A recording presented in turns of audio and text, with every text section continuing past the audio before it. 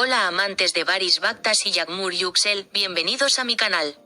Recibió una propuesta de matrimonio. Yağmur Yüksel rompió con su novia. Los actores famosos Yağmur Yüksel, conocido por muchas series de televisión que protagonizaron, y Barış Baktaş decidieron separarse.